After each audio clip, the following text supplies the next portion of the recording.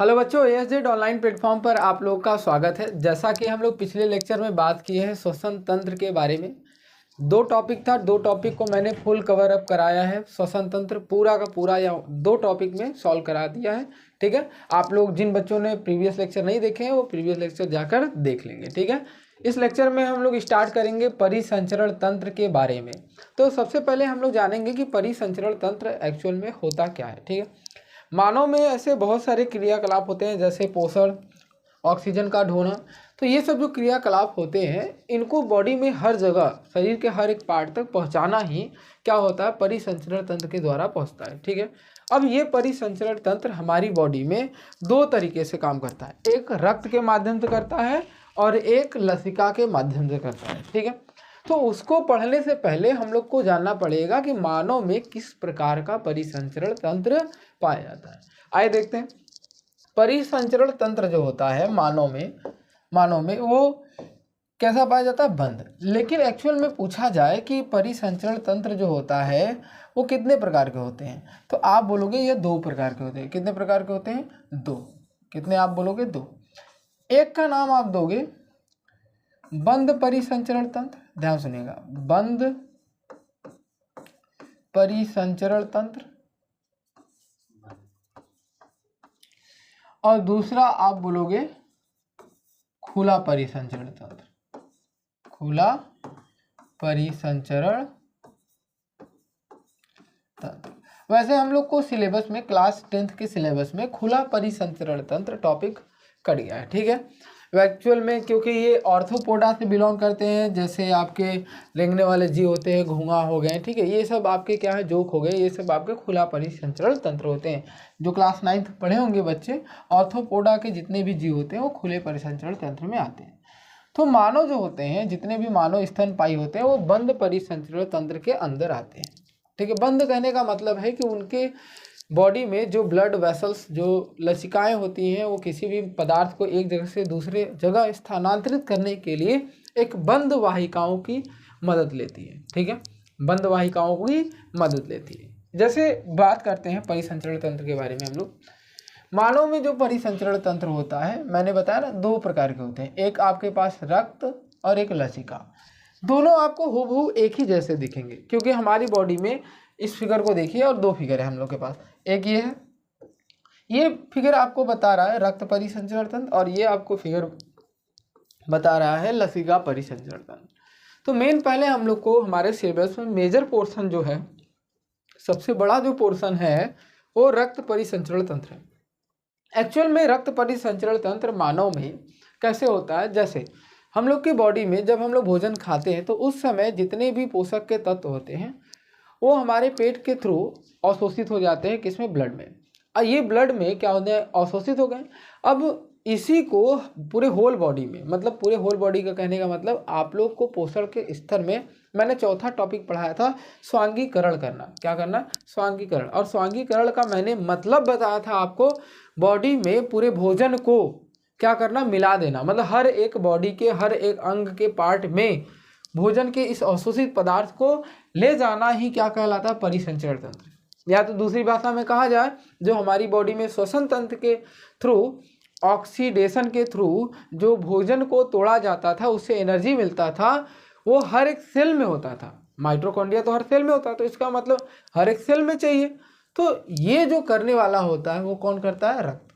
ठीक है, हमारी बॉडी में रक्त क्या करता है, इन सभी पदार्थों को उन सही जगहों पर क्या ले जाता है और वहां से लेकर आता है। ठीक है, तो बारी बारी करके हम लोग सीखेंगे कि रक्त संचार प्रणाली क्या होता है और लसिका परिसंचार प्रणाली क्या होता है।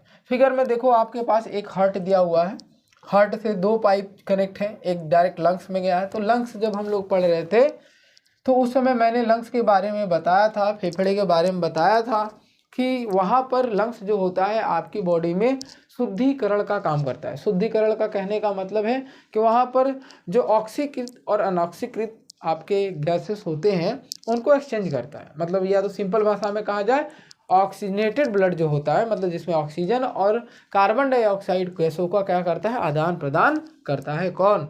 लंग्स। तो इसीलिए वहाँ पर काम क्या होता है, रक्त का शुद्धिकरण करना। शुद्धिकरण करने के बाद वो वापस हार्ट में आता है। हार्ट से हमारी बॉडी में, बॉडी से फिर गंदा होगा आपका लंग्स में, लंग्स से फिर साफ होके आएगा हार्ट में। तो यही क्या होता है, क्रियाकलाप चलता रहता है। एक चीज़ और आप नोटिस यहाँ पर करो, यहाँ पर 2 पाइप कनेक्ट हैं, यहाँ पर कितने, एक ब्लू और एक रेड।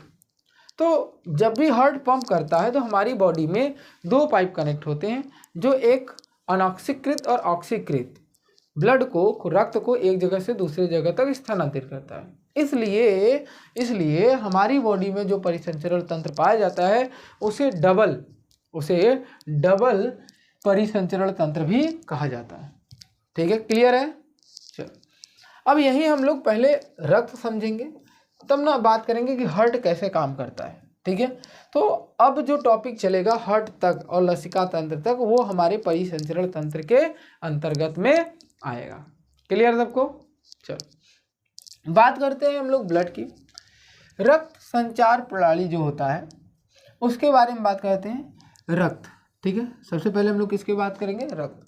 तो हमारी बॉडी में अगर आपसे पूछा जाए रक्त कितना पाया जाता है, तो आप बोलोगे 4.5 से लेकर 5.5 लीटर तक पाया जाता है। पहला ये चीज़, ठीक है, लगभग इतना लीटर हमारी बॉडी में, एक स्वस्थ मनुष्य के बॉडी में 4.5 से लेकर 5.5 लीटर तक पाया जाता है। ठीक है, दूसरी बात कि जो रक्त होता है, रक्त आपकी बॉडी में किस कलर का होता है, मैक्सिमम बोलते हैं कि आप रेड कलर का होता है, लाल, क्योंकि अभी आगे रीजन बताएंगे एक्चुअल में इसका कलर लाल क्यों होता है, क्योंकि इसके अंदर कोई सेल पाया जाता है उसकी संख्या जो होती है वो मैक्सिमम होती है, इसलिए इसका कलर लाल पाया जाता है। क्लियर है। दूसरा इसके बारे में क्या पूछेगा कि रक्त का पीएच वैल्यू क्या होता है, तो आप बोलोगे अप्रॉक्स 7.4 से लेकर 7.8 तक होता है, और 7 से अधिक मतलब ये कैसे होते हैं, तो आप बोलोगे नेचर में ये क्षारीय होते हैं। ठीक है, नेचर में ये कैसे होते हैं, क्षारीय होते हैं, नेचर में ये कैसे होते हैं, क्षारीय होते हैं। क्लियर है सबको। चलो अब दूसरी बात करते हैं। रक्त के 2 पार्ट, कितने भाग बांटे गए, 2, एक को प्लाज्मा और एक को रक्त कणिका। ठीक है, प्लाज्मा ऐसे जनरली की बात करें तो हम लोग जनरली अगर बात करें, मुख्यतः आमतौर पर बात किया जाए तो प्लाज्मा जो होता है रक्त का द्रव पार्ट होता है। कौन सा पार्ट, द्रव। ठीक है, और रक्त कणिका जो पार्ट होता है वो आपका कैसा पार्ट होता है, ठोस। कैसा होता है, ठोस। ध्यान सुनिएगा, कैसा होता है, ठोस। मतलब आप कभी भी आप ब्लड अपना चेक कराए होंगे तो ब्लड में आपको जब ब्लड डॉक्टर को आप देते हो तो वहाँ पर उसे आधा घंटा या किसी लैब में ले जाकर उसे क्या किया, घुमाया जाता है ताकि सॉलिड और लिक्विड पार्ट अलग अलग हो जाए। अब जब सॉलिड और लिक्विड पार्ट जब अलग हुआ तो वहाँ पर क्या देखा गया कि उसने, मान लो डॉक्टर ने 100% ब्लड आपसे लिया, डॉक्टर ने कितना लिया, 100% ब्लड लिया, जितना भी लिया, 2 ml लिया, 3 ml लिया, 5 ml, 10 ml, जितना भी लिया, वो अपने आप में क्या हुआ, 100%। उस 100% में से जो द्रव का पार्ट था वो लगभग कितना था, तो आप बोलोगे 55 से 60% था। कितना था, 55 से 60% अकेले हुआ करता था। ठीक है, और बचा हुआ ठोस पार्ट होता था। ठोस पार्ट कितना बचा, तो आप बोलोगे 40 से 45%। कितना हुआ करता था, 40 से 45%। क्लियर है सबको। अब प्लाज्मा से आपसे क्या पूछेगा, कार्य क्या है प्लाज्मा का, तो हमारी बॉडी में जो प्लाज्मा होता है, ध्यान सुनिए, हमारी बॉडी में जो प्लाज्मा होता है वो एक प्रोटीन युक्त पदार्थ होता है। क्या होता है, प्रोटीन युक्त होता है, प्रोटीन से भरा होता है। ठीक है, प्रोटीन युक्त पदार्थ होता है, पहला इसके बारे में हमने बात किया। दूसरा, इसका कलर कैसा होता है, रंग। तो रंग आप रंगहीन भी बोल सकते हो, कहीं कहीं बुक में रंगहीन दिया है और कहीं कहीं बुक में लाइट येलो दिया हुआ है, तो आप रंगहीन मारोगे। ठीक है, क्या मारोगे, रंगहीन मारोगे। दूसरी बात करते हैं कि हमारी बॉडी में इसका कार्य क्या होता है, तो ये हमारी बॉडी में पीएच मान को नियंत्रित करता है। पीएच मान को नियंत्रित करता है, क्या करता है, नियंत्रित करता है। ठीक है, क्या करता है, नियंत्रित करता है। क्लियर है। और हमारी बॉडी में ये जो पीएच मान है इसको भी नियंत्रित करता है। हमारी बॉडी में जो पेशाब होता है उसको भी नियंत्रित करता है। हमारी बॉडी में ये संतुलन भी बनाए रखता है। ठीक है, संतुलन का भी काम करता है।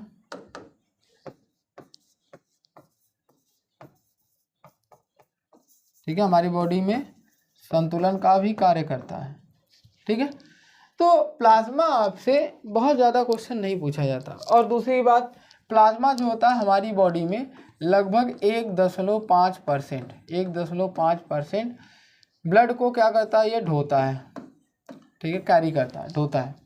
बचे हुए मैंने बताया था कि 98.5% को कौन ढोता है, तो मैंने बताया था आरबीसी, और आरबीसी में कौन, तो हीमोग्लोबिन।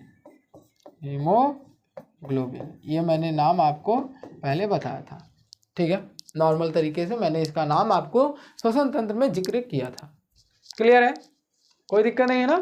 चल दूसरी बात करते हैं ठोस में, ठोस अवस्था में बात करते हैं। तो ठोस अवस्था में जो रक्त कणिकाएं होती है वो 3 भागों में विभाजित किया गया। कितने भागों में, 3। पहला का नाम दिया गया आरबीसी, दूसरा का नाम दिया गया डब्ल्यूबीसी, और तीसरा का नाम दिया गया प्लेटलेट्स। ठीक है, ये आपके पास प्लेटलेट्स, ये आपके पास इनके 3 नाम हैं। तो बारी बारी करके इन तीनों नाम के बारे में जानेंगे। ठीक है, चलिए नेक्स्ट पेज पे बात करते हैं हम लोग। सबसे पहले है आरबीसी। क्या है आरबीसी? तो आरबीसी का फुल फॉर्म सबसे आप पहले पूछा जाएगा, तो आप बोलो हिंदी इंग्लिश में बोला जाता है रेड ब्लड सेल, मतलब इसका हिंदी हो जाएगा लाल रक्त कोशिका। लाल रक्त कोशिका या कणिकाएं भी आप बोल सकते हो। ठीक है, दूसरा आपसे क्या पूछा जाएगा इसके बारे में, रासायनिक नाम। रासायनिक नाम पूछा जाएगा। जब रासायनिक नाम पूछा जाएगा तो आप रासायनिक नाम बताओगे इरेथ्रोसाइट।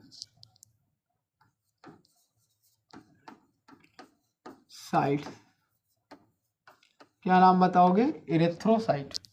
ठीक है, दूसरी बात कि इसकी संख्या हमारी बॉडी में कितना पाया जाता है, तो आप बोलोगे 4.5 से लेकर 4.5 3.5 से लेकर, ठीक है, 3.5 से लेकर 4.5 मिलियन पाया जाता है। इतना मिलियन, या तो आप बोल सकते हो लगभग 35 से लेकर 45 लाख, नॉर्मल भाषा में ये बोल सकते हो, इतना लाख पाया जाता है। ठीक है, दूसरी इसकी बात करते हैं कि अगर आपसे इसका आकार पूछे, आकार कैसा होता है, तो आकार बोलोगे इसका निश्चित होता है। कैसा होता है, निश्चित होता है। ठीक है, कैसा होता है, निश्चित होता है। या तो आप ये भी बोल सकते हो द्विअवतलकार होता है। द्विअवतलकार क्यों बोला, ये ध्यान से देखो आप फिगर, ये ऐसे बना हुआ, फिर अंदर की तरफ ये धंसा हुआ है। ठीक है, इस टाइप से बना होता है। ठीक है, किस टाइप से, इस टाइप से बना होता है, तो इसलिए इसे हम लोग क्या बोलते हैं, द्विअवतलकार बोलते हैं। क्लियर है आपको। चलो अब दूसरी बात, इसके बाद इसका लाइफ जीवन काल पूछा जाता है। इसका जीवन काल कितने दिन का होता है, तो आप बोलोगे इसका जीवन काल लगभग 120 दिन होता है। कितना दिन, 120 दिन होता है। 120 दिन जीने के बाद ये क्या हो जाते हैं, मर जाते हैं। तो मरने के बाद ये कहाँ जाते हैं, तो आप बोलोगे मृत्यु कहाँ होती है, तो डायरेक्ट मैं लिख दे रहा हूँ, मृत्यु जो होती है मरने के बाद ये कहाँ जाते हैं, तो आप बोलोगे प्लीहा में। क्या बोलोगे, प्लीहा में। ध्यान सुनिएगा, प्लीहा में जाते हैं। प्लीहा में जाने के बाद ये कुछ दिन बाद इनका भक्षण कर लिया जाता है। क्या कर लिया जाता है, भक्षण कर लिया। भक्षण का मतलब होता है खाना। ठीक है, भक्षण का मतलब खाना। ठीक है, तो भक्षण का मतलब खाना, तो कौन खाएगा भाई, तो आप बोलोगे यकृत। कौन खाता है, यकृत। यकृत के अंदर फाइगोसाइटिक सेल पाया जाता है, वहीं इसको क्या करता है, डाइजेस्ट कर जाता है। ठीक है, अगर डाइजेस्ट नहीं कर पाएगा तो आपको कैंसर की बीमारी हो सकती है। ठीक है, अब दूसरी बात, अगर ये मर रहा है तो यकृत में क्या मर गया, वो भक्षण कर लिया, तो बनाएगा कौन, बनाएगा कौन, मतलब इसका जन्म कहाँ होता है, इसका आपसे जन्म पूछेगा, जन्म कहाँ होता है, तो देखो बच्चों में जो ब्लड होता है वो 2 जगह जन्म होता है। एक जब बच्चे पैदा होते हैं या माँ के पेट में होते हैं, जब बच्चे माँ के पेट में होते हैं तो उस कंडीशन में या तो ये प्लीहा में बनेगा, ध्यान सुनिएगा, या तो लीवर में। अगर पेपर में दोनों ऑप्शन आ गया तो यकृत आप चूज करोगे, ठीक है, लीवर पहले चूज करोगे। वयस्क में बात करें, वयस्क में तो उनके अंदर क्या होती है, मोटी मोटी हड्डियां पाई जाती हैं और उनके अंदर क्या पाया जाता है, बोन मैरो, जिसे हम लोग क्या बोलते हैं, अस्थि मज्जा। क्या बोलते हैं, अस्थि मज्जा। बोन मैरो को हम लोग क्या बोलते हैं, अस्थि मज्जा। तो अस्थि मज्जा में बनता है। कोई दिक्कत है? यहाँ तक आपको कोई दिक्कत नहीं होगा, आई होप कि ऐसा हो। फिर उसके बाद अगर आपसे कोई पूछे कि इसका कार्य क्या होता है, सबसे इम्पोर्टेंट कार्य ही होता है कि इनका कार्य क्या होता है हमारी बॉडी में। तो कार्य, मुख्य कार्य जो होता है हमारी बॉडी में, ऑक्सीजन को ढोना होता है। ऑक्सीजन को ढोना, ठीक है। हमारी बॉडी में ये ऑक्सीजन को क्या करता है, ढोता है, ढोना, ढोता, ठीक है। क्या होता है, ढोना, ऑक्सीजन का कैरी करना, ढोना। क्लियर है? कोई दिक्कत है यहाँ तक? चलो, तो आप लोग ध्यान से सुनो। लाल रक्त कणिकाएं नाम है, रासायनिक नाम ये है, संख्या इतना है, निश्चित है, 120 दिन है, प्लीहा में बना जाके मरता है, बच्चों में प्लीहा बनता है अस्थि मज्जा में, और ढोने का काम करता है ऑक्सीजन को, ठीक है। नॉर्मल कंडीशन में अगर आपसे एनीमिया के आपके बॉडी में कमी हो जाती है तो या तो मलेरिया होता है या तो खून की कमी से एक रोग मैंने बताया था एनीमिया, ठीक है, या तो ये रोग हो जाएगा, ठीक है। ये रोग है कमी से, आरबीसी कमी से ये रोग हो जाता है बच्चों में। क्लियर है सबको? अब दूसरी बात करते हैं कि जो आपका आरबीसी होता है आपके ब्लड में सर्वाधिक पाया जाता है, सर्वाधिक पाया जाता है, ठीक है। दूसरी बात करते हैं कि आरबीसी के अंदर माइटोकॉन्ड्रिया, माइटोकॉन्ड्रिया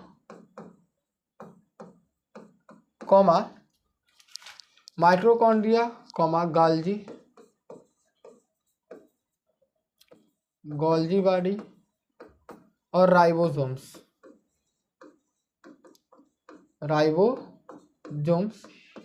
नहीं पाए जाते,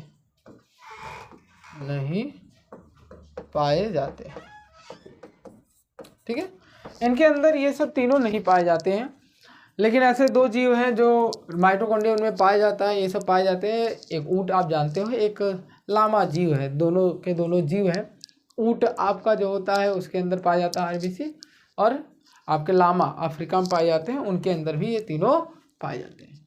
आई होप कि इतना आपको क्लियर होगा आरबीसी के बारे में। सर्वाधिक संख्या में होता है, इसलिए जो लाल कलर दिखाई देता है रक्त का, वो यही कारण है, ठीक है। क्लियर है? चलो आगे हम बात करते हैं डब्ल्यूबीसी की। किसकी बात करते हैं? डब्ल्यूबीसी। इंग्लिश में इसका नाम वाइट ब्लड सेल होता है। मतलब वाइट ब्लड सेल को हम लोग क्या बोल सकते हैं, तो बोलोगे श्वेत रक्त कणिकाएं, या आप कोशिका लिख लीजिए, ठीक है, दोनों बोल सकते हो। क्लियर है? दूसरा मैंने बताया था कि इसका आपसे रासायनिक नाम पूछा जाएगा। अगर आपसे इसका रासायनिक नाम पूछा जाएगा तब आप क्या बताओगे, तो बताओगे ल्यूकोसाइट, ल्यूकोसाइट्स। क्लियर है? ल्यूकोसाइट। दूसरा इसमें क्या बात की है, दूसरा हम लोग संख्या की बात की है, तो यहाँ पे देखो संख्या की बात करते हैं हम लोग। अगर आपसे संख्या पूछा जाए तो आप बोलोगे इसका संख्या लगभग हमारी बॉडी में 8000 से लेकर 10,000 तक होता है। 8000 से कितना? 10,000 होता है। इसके बाद बात हुई थी इसमें किसका? आकार का। तो इसका आकार जो होता है, जो आकार होता है वो अनियमित होता है, ठीक है, निश्चित नहीं होता है। अनियमित का मतलब निश्चित नहीं होता। इसके बाद अगर हम लोग इसके जीवन काल की बात करें जीवन काल की, तो आप 12 से 14 दिन बोलेंगे, 12 से 14 डे। ठीक है, बनता कहाँ है ये, अगर आपसे पूछा जाए बनता कहाँ, फॉर्मेशन, फॉर्मेशन को हम लोग क्या लिखते हैं, जन्म कहाँ होती है इसकी, जन्म भाई, जन्म इसका कहाँ होता है, तो आप बोलोगे अस्थि मज्जा, अस्थि मज्जा। ठीक है, अस्थि मज्जा में होता है। मृत्यु कहाँ होता है, तो मृत्यु भी आप क्या बोलोगे, स्प्लीन, प्लीहा में बोलोगे। क्लियर है। सबसे इम्पोर्टेंट कार्य मैंने बताया है कि आपकी बॉडी में सबसे इम्पोर्टेंट क्या होगा, आरबीसी का कार्य। तो ये हमारी बॉडी में प्रतिरोधक क्षमता को बढ़ाता है, प्रतिरोधक क्षमता को बढ़ाता है, या तो ये कह ले एक शब्द में कि वायरस और बैक्टीरिया से लड़ने में मदद करता है। क्लियर है। चलो, WBC जो होता है वो हमारी बॉडी में सबसे कम मात्रा में पाया जाता है, कम मात्रा में पाया जाता है। ठीक है, सबसे ज़्यादा कौन, तो आप बोलोगे क्या चीज़ बोलोगे, आरबीसी, और सबसे कम कौन, आपके WBC। क्लियर है। चलो आगे हम लोग बात करते हैं, हम लोग प्लेटलेट्स की। किसके बारे में, प्लेटलेट्स। प्लेटलेट्स का अदर नेम हम बता सकते हैं, क्योंकि इसका फुल फॉर्म तो बता नहीं सकते। अदर नेम जो होता है उसे हम लोग बिम्बाणु कहते हैं। क्या कहते हैं, बिम्बाणु। ठीक है, दूसरा इसका रासायनिक नेम अगर आपसे पूछे, रासायनिक अगर आपसे नाम पूछेगा तो आप बोलोगे थ्रोम्बोसाइट, थ्रोम्बोसाइट्स। ठीक है, क्या बोलोगे, थ्रोम्बोसाइट। इसका जो जीवन काल होता है इसके बारे में बहुत कम पूछा जाता है। ठीक है, जीवन काल आपसे पूछा जाएगा तो आप बोलोगे लगभग 7 डेज, 7 दिन, मतलब 1 वीक के बराबर होता है। ठीक है, मरता वहीं सेम जगह स्प्लीन में, जन्म भी आपके बोन मैरो में लेता है। कार्य आपसे पूछा जाता है, मेन इसका सिर्फ बिम्बाणु का कार्य पूछा जाता है, तो आप बोलोगे खून के थक्के बनाने में मदद करता है। खून का या रक्त का लिख लेते हैं, ज़्यादा बेटर है, खून लिख रहे हैं हम लोग, लिख लेते हैं रक्त का थक्का, रक्त का थक्का बनाने में मदद करता है। फॉर एग्जाम्पल में अगर बात किया जाए तो आपके बॉडी में जो ये कट लगता है या छिल जाता है तो ब्लड निकलता है ना, कट लगने के बाद ब्लड निकलता है, तो उसके बाद आप देखे होगे, फील किए होगे, कोई चिपचिपा पदार्थ होता है। क्या होता है, चिपचिपा पदार्थ, थोड़ा येलोइश कलर का होता है। ठीक है, थोड़ा हल्के पीले रंग का रहता है, तो वो आपका जो होता है वो प्लेटलेट्स होता है। ठीक है, क्या होता है, प्लेटलेट्स। समझ में, तो वो आपका प्लेटलेट्स होता है। अगर आपसे पूछा जाए कि इसका संख्या कितना होता है तो आप बोलोगे दो क्या, किसी किसी में एक भी हो जाता है, 1.5 से लेकर 3.5 लाख तक होता है। ठीक है, इतने लाख तक आपकी बॉडी में होता है। ठीक है, क्लियर है। अच्छा, एज अ कॉमन रेशियो अगर आपसे इन संख्याओं का अनुपात पूछा जाए, किसका बता रहा हूँ, आप बोलोगे किसका सर, अनुपात किसका पूछा जाएगा। अगर आपसे अनुपात पूछा जाए किसका, आरबीसी, WBC और प्लेटलेट्स का। ठीक है, तो ऐसे कंडीशन में ही बोलोगे ये 600 होता है, 600 कण इसके मिलेंगे तो इसके 1 कण बनेंगे और इसके 40 कण बनेंगे। अप्रॉक्स ये वैल्यू बताई जाती है। ठीक है, ये वैल्यू अप्रॉक्स बताई जाती है कि आरबीसी के जहाँ पर 6 कण होंगे वहाँ पर WBC के 1 कण होगा और इसके 40 कण मिलेंगे, तब जाके एक अनुपात बनाया गया है फिक्स। समझ, इसका अनुपात ज़्यादा होने के कारण क्या होता है, ये लाल दिखाई देता है। दूसरी बात कि जो देखने में, ये देखो ये क्या है आपका, सबसे कम पाया जा रहा है, तो इसका मतलब इसका साइज, आकार जो होता है बड़ा होता है, काफ़ी बड़ा होता है, और इसका छोटा होता है क्योंकि ये संख्या में ज़्यादा है इसलिए क्या होगा, छोटा पाया जाएगा। क्लियर सबको? चलो आगे हम लोग बात करते हैं रक्त का भंडारण क्या है। रक्त का भंडारण मतलब हमारी बॉडी में रक्त का भंडारण भी किया जाता है। तो आपसे प्रश्न क्या पूछा जाएगा कि हमारे शरीर में रक्त का भंडारण कहाँ होता है, तो आप बोलोगे प्लीहा में। अच्छा, प्लीहा का दूसरा नाम तिल्ली होता है। क्या होता है? तिल्ली। तो आपके पास मन में दिमाग उठा होगा कि खून मरने के बाद, रक्त जो है मरने के बाद भी प्लीहा में और बन रहा है तब पर भी प्लीहा में।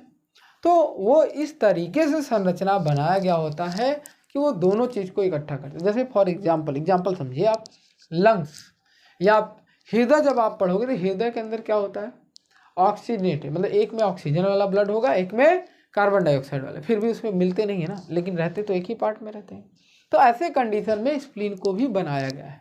ठीक है, इसीलिए मानव का अगर ब्लड बैंक किसे कहा जाता है, आपसे पूछ लिया गया ब्लड बैंक किसे कहा जाता है, मनुष्य के अंदर ब्लड बैंक किसे कहा जाता है, तो आप बोलोगे प्लीहा या तिल्ली को बोला जाता है। ठीक है, as a normal condition hospital में बात किया जाए, ठीक है, लैब में बात किया जाए तो लैब में रक्त का भंडारण होता है किसके, तो आप बोलोगे 4 डिग्री सेल्सियस पर। ध्यान सुनना, लैब में 4 डिग्री सेल्सियस पर स्टोर किया जाता है सोडियम ऑक्सीलेट मिला के, सोडियम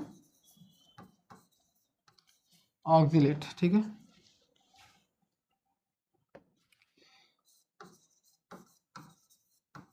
ठीक है, सोडियम ऑक्सीलेट मिला के रखा जाता है, भंडारण किया जा सकता है, जो हॉस्पिटल के ब्लड बैंक में स्टोर करके हम लोग क्या नॉर्मल तरीके से रखते हैं। क्लियर है? अब एक चीज़ यहाँ पर समझो, ब्लड जो स्टोर किया जाता है वो 2 प्रकार का होते हैं। ठीक है, नॉर्मल जो हम लोग को काम होता है वो जिसमें ऑक्सीजन होगा वही होगा। तो हम लोग यहीं पर बात कर लेते हैं, थोड़ा सा एक्स्ट्रा करके बात कर लें, वैसे हार्ट में पढ़ेंगे। कहने का मतलब है कि आपकी बॉडी में 2 तरह की वाहिकाएं पाई जाती हैं। ठीक है, एक धमनी और एक सीरा। ठीक है, आगे हम लोग बात करेंगे कि धमनी और सीरा।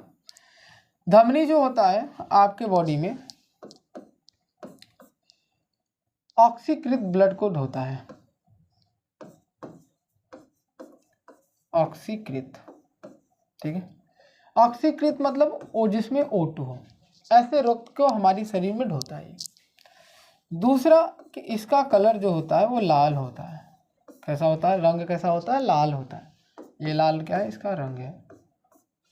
ठीक है, और ये जो होता है आप बोलोगे बाद में पढ़ाया जाएगा आपको, हृदय से शरीर तक जाता है, लेके कहाँ, शरीर में लेके जाता है। लेकिन सीरा का जस्ट अपोजिट, ये अनॉक्सीकृत को ढोता है, अनॉक्सीकृत।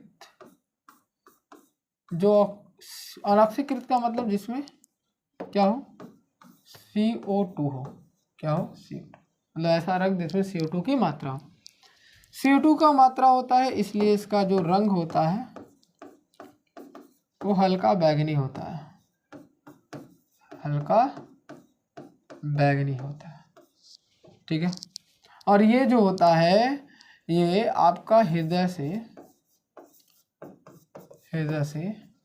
कहाँ लेके जाता है, फेफड़ों तक लेके जाता है। कहाँ तक लेके जाता है, फेफड़ों तक। क्लियर है सबको? कोई दिक्कत? यहाँ तक आपको कोई दिक्कत नहीं होगा कि भंडारण कैसे करते हैं। धमनी और सीरा आपके बॉडी में हार्ट के द्वारा निकले गए 2 वाहिकाएं हैं जो ब्लड को धोती हैं, जिसमें एक में CO2 होगा, एक में O2 होगा। लाल रंग होगा, इसका हल्का बैंगनी होगा। इसका हृदय से शरीर में ढोएगा, ये हृदय से फेफड़े में लेके जाएगा। ठीक है, या तो दूसरी भाषा में कहा जाए तो ये शरीर में से, या तो ये भी बोल सकते हो और करके लिख सकते हो कि यह शरीर से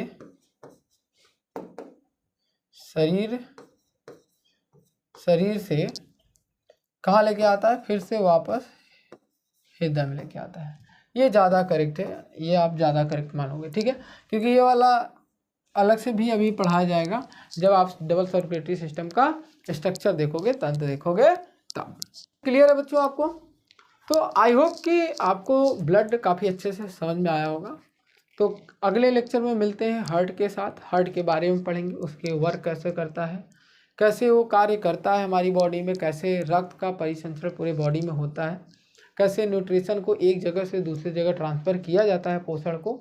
ये सभी हम लोग अगले लेक्चर में बात करेंगे। तो मिलते हैं अगले वीडियो में, तब तक के लिए धन्यवाद।